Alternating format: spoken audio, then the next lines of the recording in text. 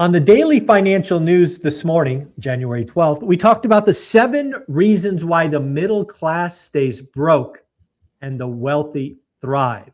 What I want to do here is break down each of these 7 points and actually get someone from the Gen Z generation to respond, reply, ask questions, just see how these 7 points hit. And of course, we're going to have this conversation with Cody Davis, who is our lead off speaker, day 1, session 1 of our Vegas event, which is roughly 1 month away. Cody, again, thank you so much for coming out. Thank your wife for coming out. It's going to be wonderful to meet her.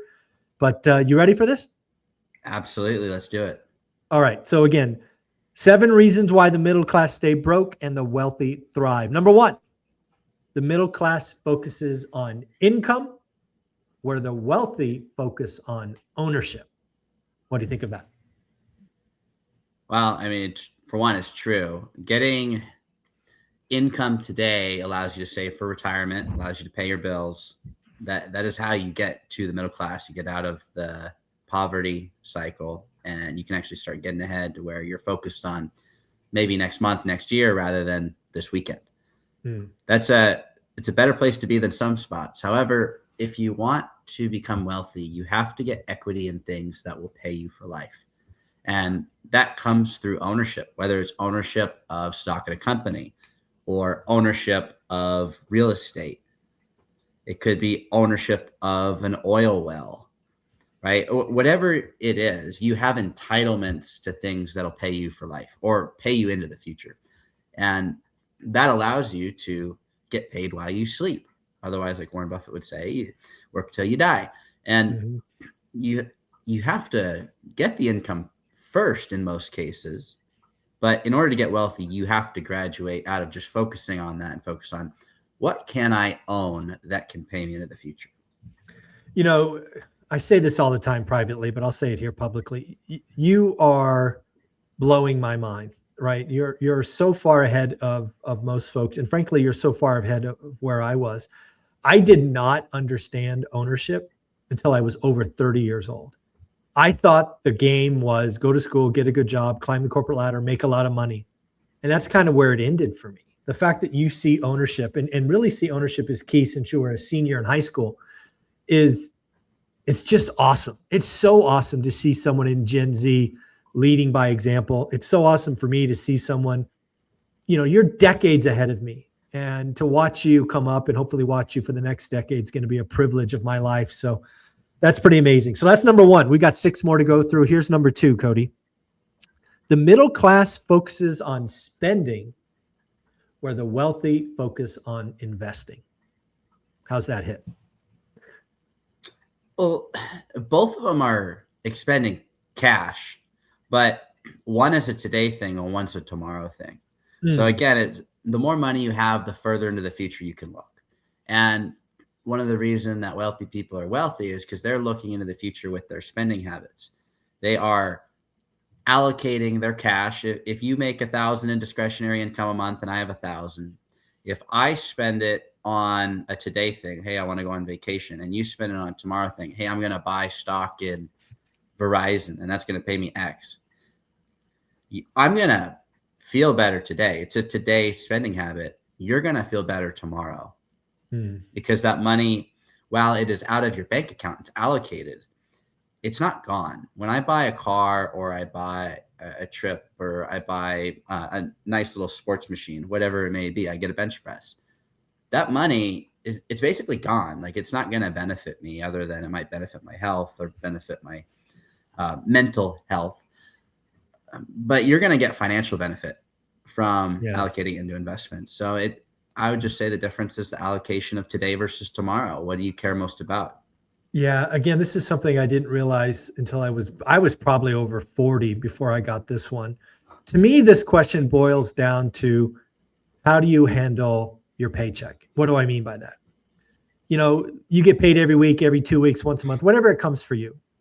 I think the middle class spends what they have to and invest what's left. The wealthy people that I know invest first and spend what's left. And that dichotomy is game changing. You're always investing and you're controlled by what you're spending on what is left. So that's a big one for me. Okay, number 3. Middle class leverage consumer debt. The wealthy leverage strategic debt. What do you think? Yeah, well, it comes down to being disciplined. And some of the wealthy people I know do have consumer debt. They have car loans, but they were strategic and they were disciplined to make sure they're using debt primarily for things that will pay for themselves and generate a profit. Very little have I seen the middle class or wealthy people take out a bunch of loans on stuff like credit cards and cars and actually get those vehicles or trips to pay for themselves. Some people manage to do it with like a brand and all that, but very few people can monetize consumer debt.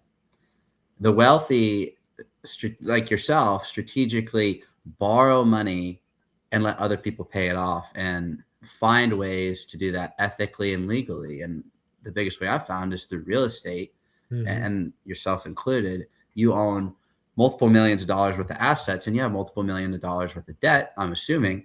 And so people are paying for that.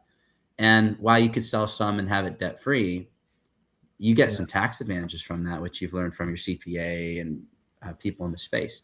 So it's about playing the game at the highest level.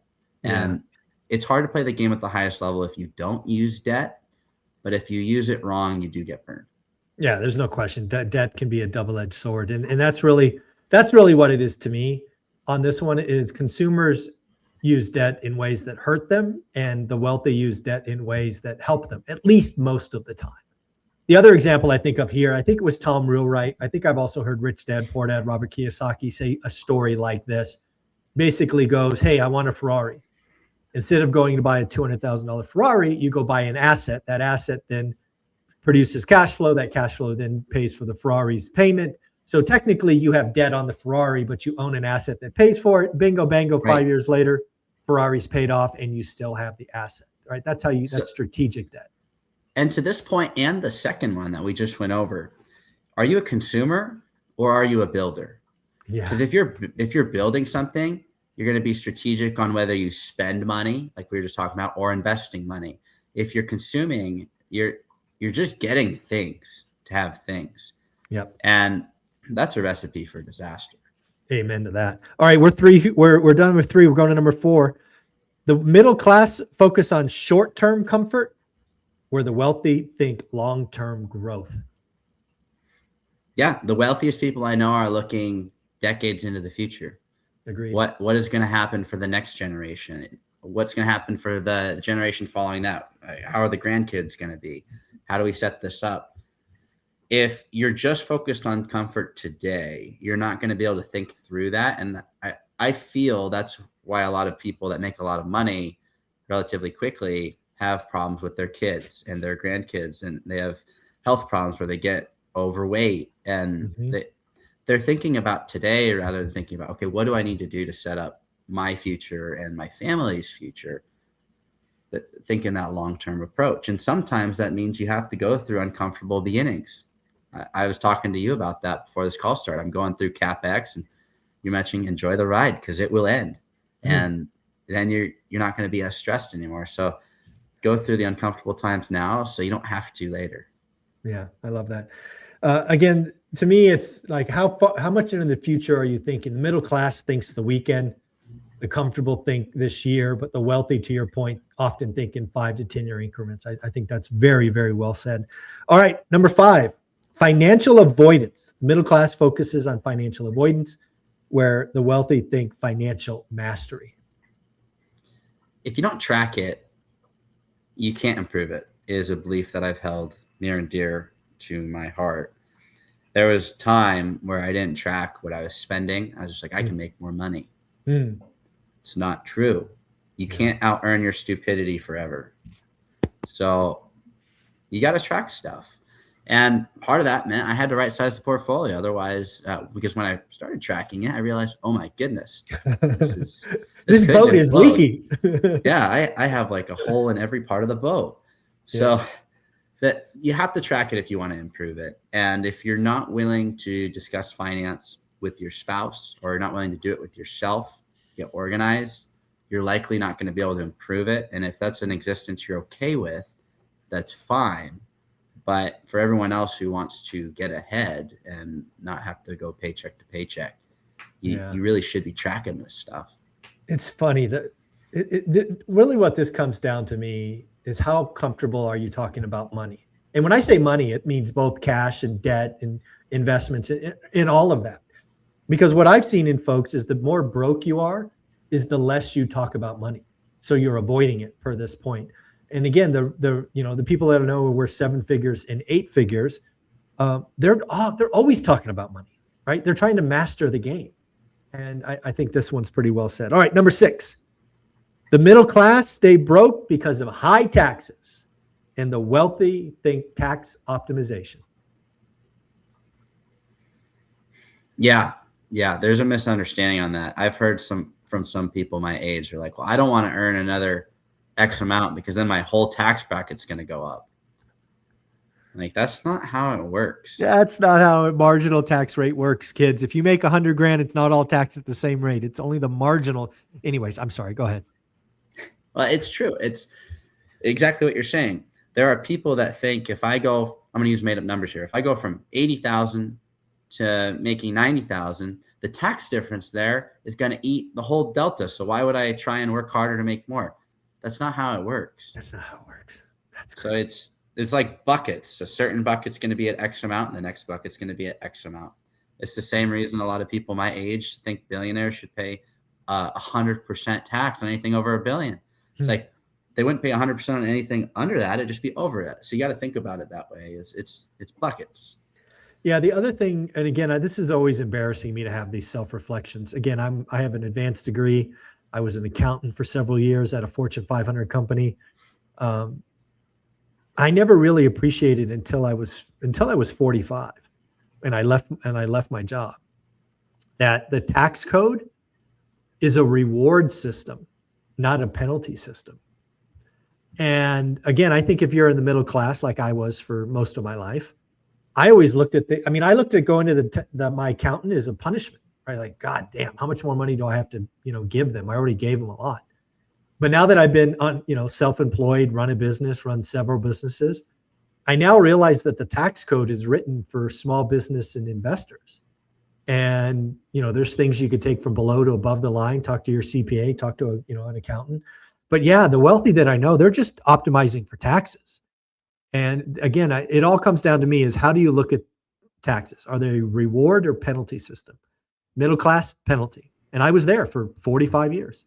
Now for the last 8 to 10 years, it's a reward system. So there you go. All right. Number 7, the middle class have risk avoidance. The wealthy use calculated risks. Yeah. When I was getting started, and I heard this from my parents, who are definitely in the middle class, and nothing against them. I love what they've done and accomplished. But when I was getting started and signing for my first $1 million in debt, they weren't exactly for it. I can imagine. What are you doing, son? Yeah, way more debt than they'd ever taken on. But in my head, I was like, well, I'm taking on this liability, but the tenant should be paying for it and then some, because I did my math and I had long-term debt. So it's a calculated risk. Could I lose it? Absolutely. I mean, anything that anybody has can go away for one reason or another. Even if you're debt-free, it can go away. Stuff happens. Yeah. But being unwilling to do that, I'd be working today at some place probably making $50,000 a year. Yeah. Because I wouldn't have learned about sales. I wouldn't have optimized my skill sets. So I would have done the normal, in quotes, path. Yeah. So you got to be willing to take a risk. And especially when you're younger. I mean, at any point in your life, if you're not happy with where you're at, you have the risk of staying unhappy or the risk of failing, messing up. Yeah. And you got to pick which one you're happier with. All right. So here are my bonus 3 takeaways from this conversation. And really, they are the takeaways from these 7 reasons. Number 1, if you want to change your life, you want to go from middle class to wealthy, here's the number 1 pivot mind shift, at least for me. 1, you have to think ownership over income. I did not get this until I read Rich Dad Poor Dad, and I was 30 or 31. So again, if you're however old you are, even if you're 18, think ownership over income. That's point 1. What do you think? Yeah. You have to get yourself into a position of control. You don't necessarily have to own it all yourself, but get control of something that can benefit you for the long term. Yeah, totally agree. Number 2, reprioritize things. And what do I mean by that? For the longest time, and I say this with full self-reflection, I would invest after spending. And sometimes that meant zero. Today, you need to prioritize investing over spending. So again, that means you may sacrifice, you may do less things, you may cancel Netflix or whatever. Again, invest first, spend later. So again, most of us spend first, invest later. So number 2 is change the priority, invest first, spend second. Agree? And find a way to do it. Yeah. The saying I like from Kiyosaki is only lazy people use their own money. And so I'm not saying go out and raise a bunch of money, but if you don't have the money right now, figure out a way you could do it. Yeah, love that. And the final one, stop thinking about the weekend or the next week or this year's vacation. Think longer term. Build things that will pay you back next year, the year after, the next decade, the next generation. So long term over short term. And if you can think about this for yourself, what would 10 year down the road future you be happy that you did today? Yes. I love that. I love that. Cody, you are amazing. You're a legend already at such a young age. I can't wait to see what's going on. And you're the lead-off speaker at our Vegas event, roughly 1 month away. So looking forward to that. Where can people find you? Cody Davis Business Adventures on YouTube, and super stoked for the event. I was thinking, because we had talked in the past, how to get started. But I really think how I'm going to shift that is taking the next step. Yeah. Because everybody is at a different point. And I think if I said getting started, some people are going to tune out. So it's going to be getting that next step wherever you're at. I think that's very wise. Because again, if people are taking the time to come to Vegas, they're in my community, you could assume they're all interested and already at some point. So I think pivoting to the next step is a genius tweak. And I'm glad you're doing it. Cool. Awesome, buddy. Take care. Have a good week.